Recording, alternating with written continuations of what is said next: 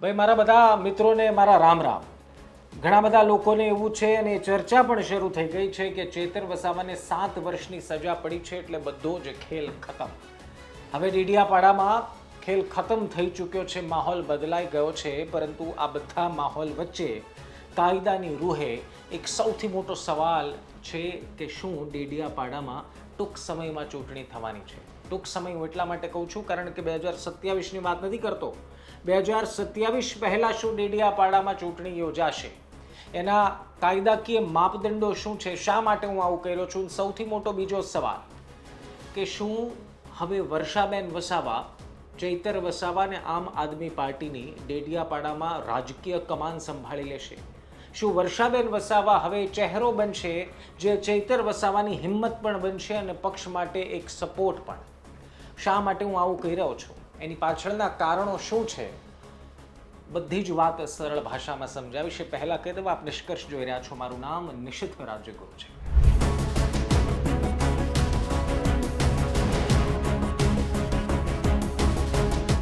ભાઈ સૌથી મોટો સવાલ કે શું ડેડિયાપાડામાં ટૂંક સમયમાં ચૂંટણી થશે? હવે એની પાછળના કારણોની વાત કરું તો એક કાયદાની દ્રષ્ટિએ સીધી લીટીની વાત છે.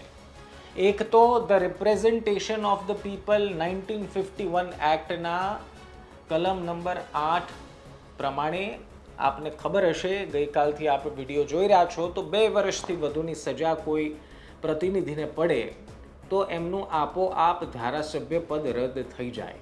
ન થવાના કારણો એ છે કે જો હાઈકોર્ટમાંથી જે ચુકાદો નીચલી કોર્ટે સંભળાવ્યો છે, રાજપીપળા સેશન્સ કોર્ટે, હાઈકોર્ટે ચુકાદા પર સ્ટે આપી દે અથવા તો એ કન્વિક્શન પર સ્ટે આપી દે તો જ એમનું પદ બચવાની સંભાવના છે. બાકી જો હાઈકોર્ટ એવું કહે કે નીચેની કોર્ટનો જે આદેશ છે, ચુકાદો છે, એને માન્ય રાખે હાઈકોર્ટ, તો ચૈતર વસાવાનું ધારાસભ્ય પદ જશે એ વાત નક્કી છે, એ કાયદા કહે છે. હવે ચૂંટણીની વાત અહીંયા વચમાં શા માટે આવી? તો ભાઈ the representation of people act 1951ની કલમ એ પ્રમાણે જો કોઈ પણ બેઠક ખાલી પડી હોય તો ત્યાં 6 મહિનાની અંદર ચૂંટણી આયોગે એટલે કે ઇલેક્શન કમિશને ત્યાં ચૂંટણી કરાવવી પડે. હવે એની પાછળનું એક બીજું માપદંડ, ઘણા બધાને એવું થશે કે ભાઈ હવે 2027માં તો વિધાનસભા છે અને જો ધારાસભ્યનું, ચૈતર વસાવાનું જો હાઈકોર્ટ સ્ટે ન આપે ને ધારાસભ્યનું પદ રદ થાય તો ભાઈ વિધાનસભા ચૂંટણી તો નજીક છે, તો એ પહેલાં પેટા ચૂંટણી શા માટે? તો એનો પણ એક નિયમ છે. નિયમ એ છે કે 1 વર્ષથી ઓછો સમય જો બાકી હોય વિધાનસભાના પૂર્ણ થવા પર તો ત્યાં ચૂંટણી, પેટા ચૂંટણી ન થાય તો પછી એ વિધાનસભાની સાથે જ થઈ જાય. પરંતુ ગુજરાતના કિસ્સામાં પરિસ્થિતિ એ છે કે વિધાનસભાનું જે કાર્યકાળ છે આ ટર્મનો એ ડિસેમ્બર 2027 સુધી છે, એટલે કે લગભગ હજી 1.5 વર્ષનો સમય બાકી છે. 1 વર્ષથી વધુ સમય છે.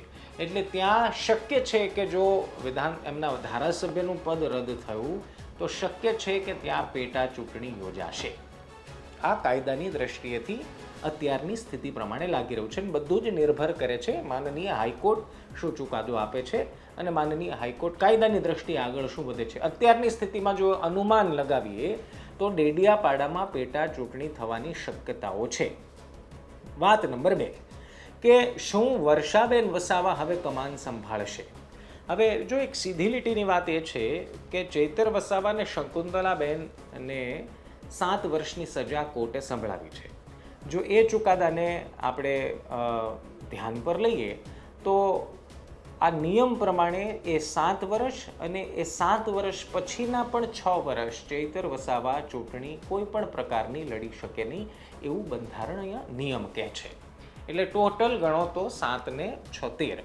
આ એક અનુમાન પ્રમાણે કહું છું કારણ કે હજુ માનનીય હાઈકોર્ટમાં ગયા નથી અને હાઈકોર્ટનો કોઈ ચુકાદો આવ્યો નથી, પરંતુ અત્યારની સ્થિતિમાં આ જ ક્લિયર દેખાઈ રહ્યું છે. અચ્છા, જો ચૈતર વસાવા જેલમાં છે અને વિધાનસભા કે પેટા ચૂંટણી આવી જાય છે તો પછી વિકલ્પ આમ આદમી પાર્ટી માટે વર્ષા વસાવા સારો એટલા માટે બને છે અહીંયા કારણ કે આવા બધા કિસ્સાઓમાં લોકોની સિમ્પથી મળવી અને સિમ્પથીથી વોટ મળવા એ બહુ આસાન છે. હું તમને એના દાખલા પણ આપી શકું છું. ઝારખંડમાં હેમંત સોરેનની જ્યારે ઈડીએ જમીન કૌભાંડમાં 2022માં જ્યારે ધરપકડ કરી ત્યારે મુખ્યમંત્રી હતા, ત્યારે એમણે મુખ્યમંત્રીનું પદ છોડ્યું અને ત્યારબાદ એમણે જેલમાંથી એમના પત્ની કલ્પનાબેન સોરેનને એક્ટિવ કર્યા 2024માં, માફ કરજો, લોકસભા ચૂંટણી પહેલાં અને એમણે રેલીઓ કરી અને થયું એ કે ઝારખંડમાં આદિવાસી સમાજની અનામત એસટીની 5 બેઠક પર ભાજપનો સફાયો થયો અને હેમંત સોરેન અને ગઠબંધનનો વિજય થયો. ત્યારે પણ હેમંત સોરેન અને એમની ટીમે અને એમના પત્ની કલ્પનાબેન સોરેને આદિવાસીઓ સાથે અન્યાયનો ઝારખંડમાં મુદ્દો ઉઠાવ્યો હતો અને એ વાતનું ભારતીય જનતા પાર્ટીને મોટું નુકસાન ગયું હતું. હજી એના થોડા વર્ષો પહેલાં વયા જાઓ, 1997માં જ્યારે લાલુ પ્રસાદ યાદવની સીબીઆઈ ચારા કૌભાંડમાં ધરપકડ કરવાની હતી, એ પહેલાં એમણે મુખ્યમંત્રી તરીકે, બિહારના મુખ્યમંત્રી તરીકે રાજીનામું આપ્યું. પરંતુ જેલ જતાં જતાં એમણે એક એવો રાજકીય દાવ કર્યો કે જેનાથી બધા સ્તબ્ધ થઈ ગયા. એમણે પોતાના પત્ની રાબડી દેવીને, જે રાજનીતિથી હંમેશા દૂર રહ્યા, જેમ કલ્પના સોરેન પણ રાજનીતિમાં ક્યારેય સક્રિય ભૂમિકામાં નહોતા, એમ રાબડી દેવી પણ એ એક્ટિવ પોલિટિક્સમાં નહોતા, પરંતુ લાલુ પ્રસાદ યાદવે તેમને મુખ્યમંત્રી બનાવી દીધા અને એના કારણે આખું તે રાજકીય પાસું બદલાઈ ગયું. શક્ય છે કે જેલમાંથી પણ ચૈતર વસાવા એટલા જ દમદાર સાબિત થઈ શકે. હા, એ વાત બહુ સ્વીકારવા જેવી છે કે જેલમાં હોવું અને ગ્રાઉન્ડમાં હોવામાં જમીન આસમાનનો ફરક છે. પરંતુ શક્ય છે કે ચૈતર વસાવા જો જેલમાં જાય, જેલમાં જ રહે, તો ત્યાંથી બેઠા બેઠા પણ પોતાના પત્નીને પોતાની રાજકીય ચાલો સમજાવી શકે, શીખવી શકે, વકીલોની ટીમ મારફતે પહોંચાડી શકે અને એ વર્ષા વસાવા જો ઇમ્પ્લિમેન્ટ કરે તો ડેડિયાપાડામાં ચૈતર વસાવા માટે જે ઊભો થયેલો માહોલ છેલ્લા 3-3.5 વર્ષથી છે એને કાયમ રાખવામાં વર્ષા વસાવા સફળ થઈ શકે. આમ આદમી પાર્ટીનો આદિવાસી વિસ્તારોમાં એટલે કે 26-27 બેઠકોમાં એકમાત્ર જો ચહેરો અત્યારના છે તો એ છે ચૈતર વસાવા. હવે ચૈતર વસાવા સાથે લોકોનો પ્રેમ, લોકોનો સહકાર જોડાયેલો છે એ આમ આદમી પાર્ટી સારી રીતે જાણે છે ને એટલા માટે 2024માં મનસુખ વસાવા સામે લોકસભાની ટિકિટ પણ આપી. એટલે જો ચૈતર વસાવાની રાજકીય કરિયર પર બ્રેક લાગી જાય તો શક્ય છે કે ત્યાંથી આમ આદમી પાર્ટી એમના જ ધર્મપત્ની વર્ષા વસાવાને મેદાને ઉતારી શકે અને એના રાજકીય કારણો પણ મેં તમને કીધા કે લોકોની સિમ્પથી પણ મળે. આમ આદમી પાર્ટીએ સમગ્ર કિસ્સાને આમ આદમી પાર્ટીના યુવાનની વિરુદ્ધ લીધેલા પગલાં તરીકે પ્રોજેક્ટ કરી શકે, એનો મુદ્દો બનાવી શકે અને શક્ય છે કે એનો રાજકીય લાભ પણ મળી શકે. હવે જ્યાં સુધી પેટા ચૂંટણીની વાત છે મિત્રો, તો કાયદાની રૂહે 6 મહિનાની અંદર પેટા ચૂંટણી ખાલી બેઠક પર કરાવવાની હોય છે અને 1 વર્ષથી ઓછો સમય જો હોય તો વિધાનસભાની આવતી હોય તો વિધાનસભાની સાથે થાય 2027માં. પરંતુ ગુજરાતમાં વિધાનસભાને એ કાર્યકાળ પૂર્ણ થવાને 1.5 વર્ષનો સમય બાકી છે. એટલે શક્ય છે કે નજીકના દિવસોમાં એ ક્લિયર થઈ જશે અને બધું નિર્ભર કરે છે માનનીય હાઈકોર્ટના ચુકાદા પર. જ્યારે ચૈતર વસાવાની અને એમની ટીમ જ્યારે હાઈકોર્ટમાં સ્ટે માટે, કન્વિક્શન પર સ્ટે માટે અપ્લાય કરશે અને જો હાઈકોર્ટ એ સ્ટે આપે છે તો આ કોઈ જ કેસ રહેતો નથી, ચૈતર વસાવાનું ધારાસભ્ય પદ પણ નહીં છીનવાય અને આખી કોઈ મામલો જ લાગુ પડતો નથી. પરંતુ જો હાઈકોર્ટ સ્ટે નથી આપતું તો ચૈતર વસાવાની તકલીફ 100% વધવાની છે અને એમનું ધારાસભ્ય પદ જે છે એ નહીં રહે અને ધારાસભ્ય પદ નહીં રહે હાઈકોર્ટના ચુકાદા બાદ તો શક્ય છે કે પેટા ચૂંટણીના એંધાણ સ્પષ્ટ વર્તાઈ જશે. કારણ કે 6 મહિનાની અંદર જો ચૂંટણી કરાવવાની હોય તો પેટા ચૂંટણી 2027ની વિધાનસભા પહેલાં જ આવશે. બરોડામાં સ્વર્ગસ્થ યોગેશ પટેલના નિવાસ બાદ એ બેઠક પણ ખાલી પડી છે. શક્ય છે કે ત્યાં પણ સાથે પેટા ચૂંટણી થઈ જાય 2027 પહેલાં અને એ ડેડિયાપાડામાં જો પેટા ચૂંટણી મિત્રો થાય તો એ આમ આદમી પાર્ટી અને ચૈતરના રાજકીય ભવિષ્યનો એસિડ ટેસ્ટ હશે. એના ઉપરથી નક્કી થશે કે ડેડિયાપાડામાં આદિવાસી વિસ્તારમાં ચૈતર વસાવાના પરિવાર અને ચૈતર વસાવાનું રાજકીય ભવિષ્ય કેટલું લાંબુ ચાલશે. અને ભાજપ માટે પણ આ એક મોકા સમાન છે.